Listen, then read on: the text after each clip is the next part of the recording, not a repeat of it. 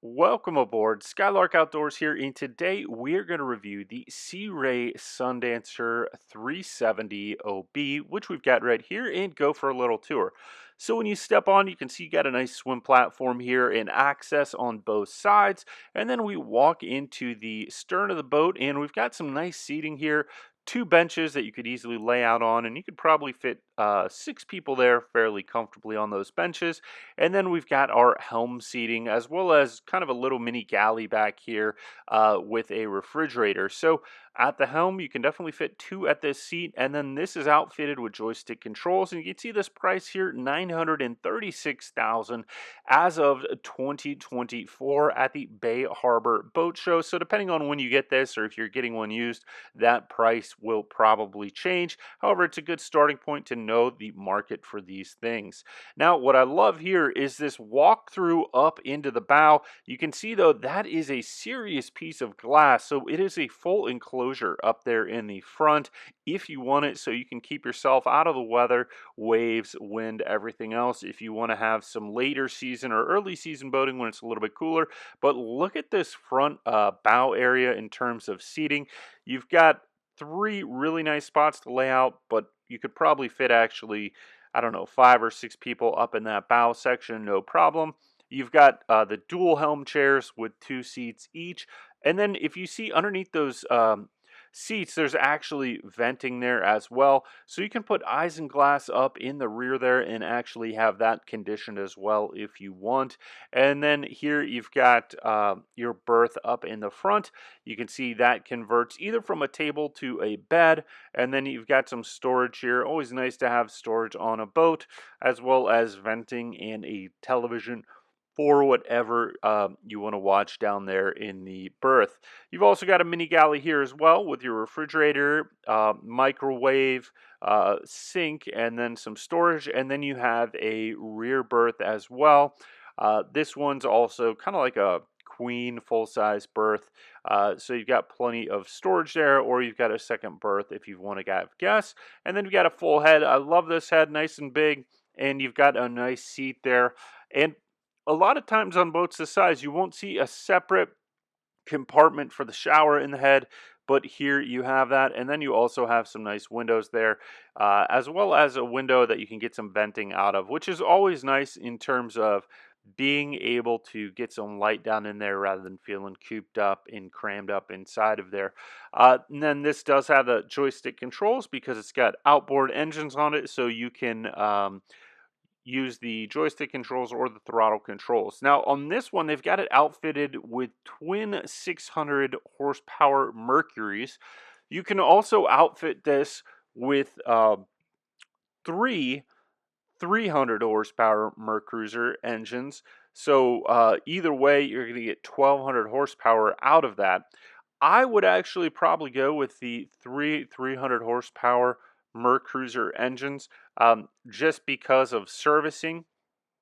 You're going to have easier time servicing the 300s and finding people who've worked on a lot of the 300s versus the 600 horsepower engines. They're just kind of a whole different ball game. And the 300 horsepower Mercruisers are ubiquitous everywhere, meaning parts are ubiquitous. And meaning if one of the engines were to go bad, you could get a replacement most likely a lot quicker and get that rigged up quicker than you would on the 600 horsepower engines. So let's go through some of the stats on this. The Sea Ray Sundancer 370 outboard or 370 outboard coupe has a 250-gallon fuel capacity. It is 39 feet and 9 inches long and then has a 12-foot wide beam.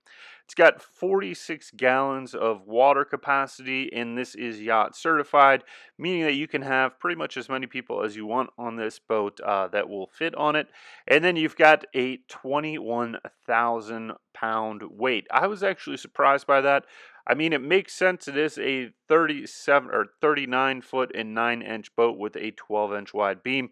But relatively speaking, this is a heavy boat when you compare it to center consoles. And obviously, the center console doesn't have berths in the front and stuff like that.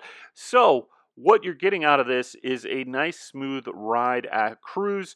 but the sacrifice is you are going to burn a fair amount of gas while you've got this thing throttled up to speed. And they've got a chart online for the performance characteristics of this, but let's just go through some of it. 1,000 RPM, 5 knots, 3.75 gallon per hour burn. 2,000 RPM, 8 knots, 10 gallon per hour burn. 3,000 RPM, you're at 8.7 knots, but you still burn 23.4 gallons per hour. So what that means is that this boat really needs to be on plane in order to recapture any kind of fuel efficiency on this. And with 21,000 pounds, it takes a lot of horsepower to do that. That's why they've got 1,200 horsepower on it. Once you get up to 4,000 RPM, you go 25.9 knots in a 34.2 gallon per hour burn. You've got 5,000 RPM, 37 knots, 58.9 gallon per hour. But when you go wide open throttle, 5,900 RPM, you get 51 knots and 44.6 gallons per hour. So this boat is actually more fuel efficient at wide open throttle than it is at 5,000 RPM or 4,000 RPM, meaning that you're going to get more range out of this and you're going to be going faster. Now, with a 37-foot or 39-foot and 9-inch boat, 21,000 pounds, that means that you're going to be able to throw this thing into wide open throttle and really cruise with it in pretty much any conditions that you'd want to be out there in. Now, you don't want to go out there if there's 20-foot waves or something like that, but I would say this thing would probably eat up chop in that 3 to 5 foot range, no problem. And then you can just enclose that front area if you want to make sure that you're not getting any wind or water or anything like that into the back of this boat.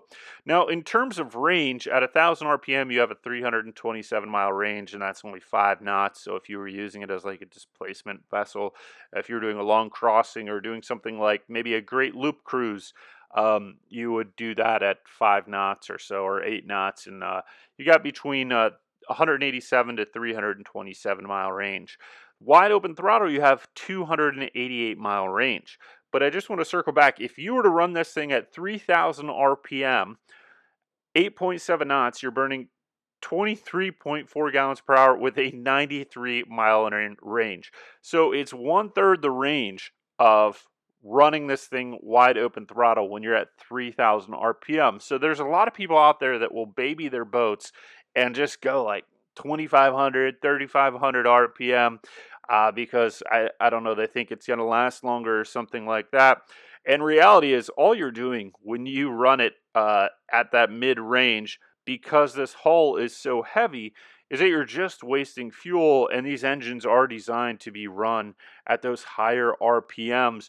And as long as you're servicing them, changing the oil, making sure you're getting the drives inspected, and changing the gear oil, and doing all the maintenance that they say, these things will run. I think that's one of the things is if you baby a boat and you're not using it all the time, what happens is you can have corrosion build up in the cylinder walls.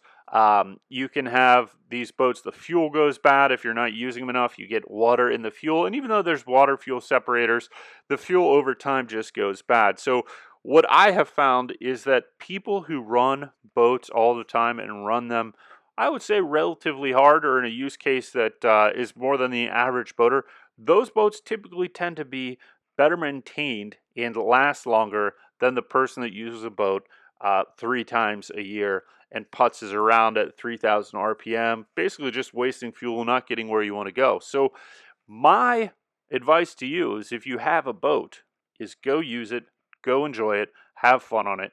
These things are not just meant to be looked at, they're meant to be enjoyed, and that is all boats. This doesn't serve a purpose otherwise. This is a vessel to have fun on and enjoy. You're not going to be out there commercial fishing on this boat. You're not going to be doing towing on this boat. This boat is just to have fun, so enjoy it rather than just looking at it. And invite a lot of friends out, have a lot of fun on it.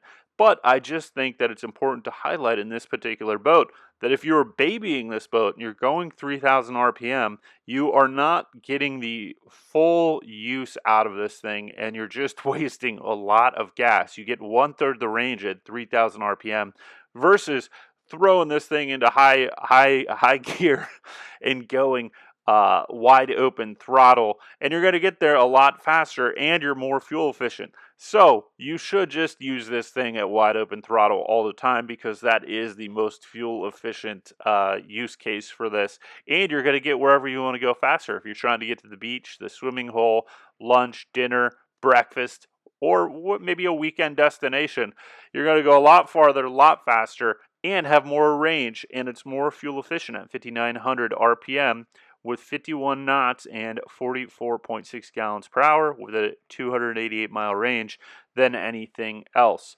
In terms of draft, it's got a 40-inch draft, a 20 with the outboards down, and 29-inch draft with the outboards up, and then you've got a 20-degree dead rise, and then your top speed there, wide open throttle, 51.3 knots.